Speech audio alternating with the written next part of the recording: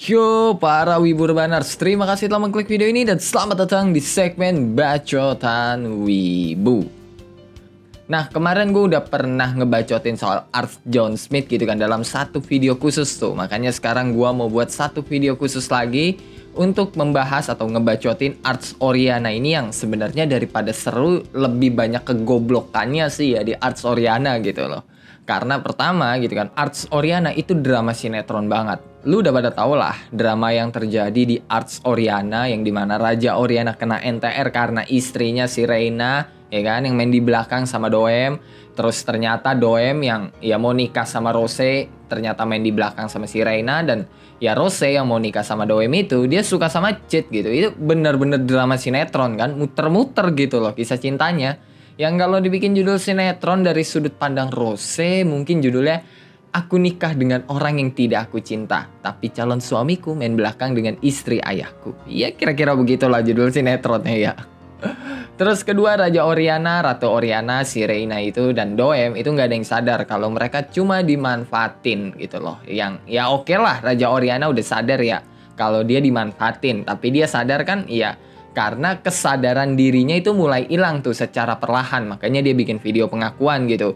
Nggak dari awal dia sadar, ya dia mulai ngerasa ada yang aneh lah sama dirinya sendiri gitu. Makanya dia mulai sadar kalau dia cuma dimanfaatkan sama Doem. Sedangkan Ratu Oriana, si Reina, dan Doem, mereka itu ya sadar pas mereka udah pengen mati aja. Atau mungkin malah Doem nggak sadar sama sekali gitu loh. Dan itu juga gara-gara Modred yang ngasih tahu kalau mereka cuma dimanfaatin doang. Ya Reina yang bucin banget sih ke Doem. Ya sesuai sama pepatah lah yang mengatakan kalau cinta itu buta. Dan ya lu bisa lihat sendiri di Reina ini. Sedangkan Doem ya orang yang kebelet jadi Ron, orang yang gila jabatan gitu loh. Walaupun ya pas Doem gue suka juga sih sama komedinya, apalagi pas cincin Doem hilang gitu ya. Itu mau di manga, novel, ataupun anime sama-sama bikin ketawa anjir pas Doem nyari cincin loh. Terus selanjutnya kebodohan yang terjadi adalah Rose yang nggak tahu apa-apa. Jujur, gue tahu Rose itu polos ya, tapi gue nggak nyangka sepolos itu sampai gampang banget dibegoin sama orang-orang gitu kan. Sampai ya beberapa kali dia blunder juga, dan terakhir ya itu pas ngajak Cid kabur gitu loh. Sumpah itu blunder paling parah, dan ini udah lari dari tanggung jawab sebagai calon ratu gitu loh. Dan iya ini juga salah satu alasan gue nggak suka sama Rose. Yang kalau lu lihat sebenarnya Rose dan Iris itu 11-12 gitu loh. Bedanya Rose itu diselamatin Shadow, sedangkan Iris dibantai sama Shadow. Sudut pandangnya aja beda gitu loh. Kalau seandainya kondisi mereka dibalik nih ya pasti sama aja. Lu ngelihat mereka ya sama, dengan entengnya ya Rose bakal ngambil keputusan. Lu bisa lihat lah beberapa kali gitu kan dia ngambil keputusan blunder yang seenak jidat, nggak mikir gitu loh. Yang ya orang cenderung suka Rose karena Rose berpihak ke Shadow aja, sedangkan Iris enggak. Udah sebatas itu, padahal ya secara sifat dan pola pikir 11-12 mereka berdua. Terus kegoblokan lain gitu ya, Rose nggak sadar Cid adalah Shadow, yang sumpah ini goblok banget sih. Gua nggak tahu ini karena psikisnya Rose yang lagi keganggu apa gimana, tapi ya setelah psikisnya normal sekalipun nggak pernah Rose mikirin kejadian itu ya kan. Terus kepikiran soal Cid yang mainin piano di rumahnya dia tuh pas si Rose lagi drop. Karena ya nggak mungkin ya kan Rose nggak mikirin kejadian waktu Cid main piano lah. Cid aja ngasih cincin ke dia yang Rose anggap sebagai bentuk cinta dari Cid. Nah kalau Rose menganggap kejadian itu cuma halunya dia nggak bakal sepede itu juga buat ngasih unjuk cincinnya ke depan Doem. Sampai ya dia bilang dia mau nikah sama orang yang dia cintai. Ya berarti dia sadar kalau itu bukan halu gitu. Ditambah di manga sama di novel itu dikasih lihat dengan jelas kalau Rose udah tahu kalau Cid benar-benar datang ke dia dan itu bukan halunya dia gitu loh. Terus nggak mungkin juga ya Rose lupa waktu Shadow mainin piano, karena di situ Rose dapat kekuatan Shadow dan ya diselamatin juga sama Shadow dari penyakit kutukan iblis gitu loh. Soalnya ya di manga sama novel ya kan, pas si Rose bangun terus denger lagu Moonlight Sonata nih ya, dia langsung kepikiran soal Shadow ya kan. Berarti dia inget dong kejadian itu, dia inget nada yang dimainkan sama Shadow, dia inget gimana sentuhan pianonya Shadow, terus dia juga inget gimana cara Shadow memainkan piano gitu loh. Karena ya pas dia bangun denger lagu Moonlight Sonata setelah dia pingsan ngelihat si Reina sama Doem begituan ya kan, orang pertama yang langsung kebayang di otaknya Rose itu adalah Shadow, ya kan? Nah, kita juga udah tahu gitu kan seberapa bucinya Rose ke Cid dan seberapa berterima kasihnya Rose ke Shadow. Jadi nggak mungkin nih ya, Rose nggak pernah mikirin dua hal tadi tuh, yaitu waktu Chit mainin piano dan waktu Shadow mainin piano. Yang sebenarnya kalau Rose mau mikir dikit, Rose bakal tahu kalau Chit adalah Shadow. Pertama dari cara Shadow mainin piano, tadinya ya gue nggak mau masukin poin ini nih. Cuma ya setelah animenya rilis, fix ini poin yang penting banget. Karena feel yang dikasih Shadow pas mainin Moonlight Sonata ya kan, itu feel-nya sama kayak waktu Chit mainin piano buat Rose yang lagi ngedrop gitu loh setelah ngeliat Doem sama Rena begituan. Dan kayak yang gue bilang tadi gitu, pas Rose bangun dari pingsannya gitu kan, terus denger lagu Moonlight Sonata, yang ada di otaknya Rose itu Shadow gitu loh. Tapi ya pas dia lihat itu Chit bukan Shadow, kenapa itu tidak menimbulkan sebuah tanda tanya gitu loh di otaknya Rose ya kan.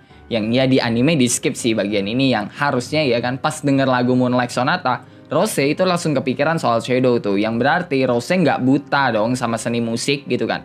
Terutama ya orang bucin kayak Rose pasti punya feel yang kuat banget lah waktu dengerin lagu gitu kan. Yang harusnya dia sadar sentuhan dan feel yang dikasih Chit ya kan sama Shadow di lagu Moonlight Sonata itu sama gitu loh. Nah, kenapa Rose nggak pernah kepikiran gitu kan? Yang ya gue nggak ngomong pas kondisi mental Rose lagi drop ya, tapi setelah psikisnya normal sekalipun ya kan, terutama di volume 5 waktu Rose mendeklarasikan kalau kerajaan Oriana berafiliasi dengan Shadow Garden ya kan, nggak pernah gitu loh Rose kepikiran soal itu.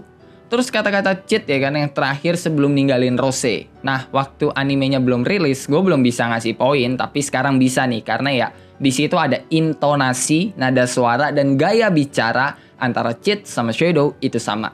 Itu ibarat lu ketemu sama bos lu gitu ya. Lu cuma pernah ketemu 1 atau 2 kali lah, tapi lu langsung apal nih sama suaranya. Dan ya itu juga yang terjadi ke Rose gitu loh. Shadow itu bosnya ya kan. Udah beberapa kali mereka ngobrol 4 mata, tapi nggak sadar gitu loh suara yang dikeluarin Chit itu adalah suaranya Shadow. Terus ya kan terakhir Chit yang tiba-tiba hilang gitu loh. Itu Rose sama sekali nggak curiga apa gimana. Awalnya dia mikir ya mungkin itu halu gitu ya. Jadi ya pas Chit tiba-tiba hilang, jadi kayak itu cuma halunya dia gitu. Cuma ya kan pas Rose dapet cincin, dia sadar kalau itu bukan halu gitu loh. Mau di anime ataupun manga ataupun LN-nya, itu Rose sadar kalau itu bukan halu. Yang harusnya itu jadi tanda tanya besar dong, yang dimana Rose penasaran atau ya mungkin kepikiran gitu lah. Oke lah, pas kejadian itu Rose nggak mikirin karena kondisinya yang drop. Tapi setelah itu yang gue tanya, setelah itu, setelah psikisnya normal, setelah Rose bisa mengambil tahta Ratu Oriana gitu kan, itu nggak pernah sekalipun Rose kepikiran pas kejadian saat itu gitu loh. Ya kalau poin-poin ini bukan salah animenya atau salah jalan ceritanya sih, tapi ya emang cara berpikir Rose yang udah ngaco aja. Karena ya mau di manga, LN ataupun anime ya sama aja gitu loh. Rose yang terlalu polos, terlalu bodoh, nggak sadar sama apa yang sedang terjadi gitu kan. Ya sebenarnya gue nggak ada masalah sih sama Rose mau dibikin begitu juga ya wes gitu loh ya. Demi jalan cerita pasti ada karakter lah yang dikorbanin ya kan. Yang jelas ya berarti Rose sama polosnya lah kayak Iris dan ya sama bodohnya juga sebenarnya. Yang ya mereka berdua juga sama gitu loh. Sama-sama karakter yang dikorbankan demi keberlangsungan jalan cerita gitu ya. Nah poin-poin tadi ya kan, itu kita ngerujuk ke semuanya tuh. Mau di anime, manga ataupun LN ya kan. Kalau kita ngomongin anime doang selama Arts Oriana itu banyak banget yang aneh. Piano ada di balkon kamarnya, itu gimana caranya Chit bisa ngebawa itu piano gitu loh. Kalau di manga sama novel, adegan Chit mainin piano itu ada di ruang tengah yang dekat kamarnya Rose. Dan pianonya udah ada di situ. Jadi nggak ada tuh pertanyaan gimana cara Chit ngebawa piano itu. Karena ya kan, pianonya udah ada di situ dari awal. Beda sama anime yang pianonya ada di balkon. Nah, kenapa Rose nggak pernah gitu kan, sekalipun bertanya-tanya gimana cara Chit ngebawa piano gitu kan ke balkon kamarnya? Karena yang harusnya Rose tahu, fisik Chit itu lemah, nggak kuat gitu kan. Kita tahu cara Chit ngebawa piano ya bisa pakai slime, bisa diangkat sama Chit. Tapi untuk Rose yang taunya fisik Chit itu lemah, kenapa dia nggak pernah mempertanyakan gimana cara Chit membawa piano itu ke balkon kamarnya? Ini kalau ada di anime ya. Kalau di manga sama novel mah ya nggak ada pertanyaan itu, nggak bakal ada karena pianonya udah ada di ruang tengah sejak awal. Terus teknologi yang terlalu maju, itu juga ngaco banget. Ini dibuat sama sekte Diabolos ya kan, yang harusnya Ita juga bisa bikin dong. Nggak usah ngomongin artefak gitu ya. Itu tab ini nih yang ada di episode 9. Itu ngaco banget. Dan kalau udah begitu ya, harusnya Ita juga bisa bikin dong. Orang sejenius Ita nggak mungkin nggak bisa bikin. Apalagi kalau konteksnya itu masih pakai sihir gitu loh. Nggak full teknologi kayak di bumi. Apalagi yang kita omongin Ita, ya kan? Yang sekali ngelihat rumus Tears of Diabolos, dia langsung tahu kalau Tears of Diabolos itu nggak sempurna.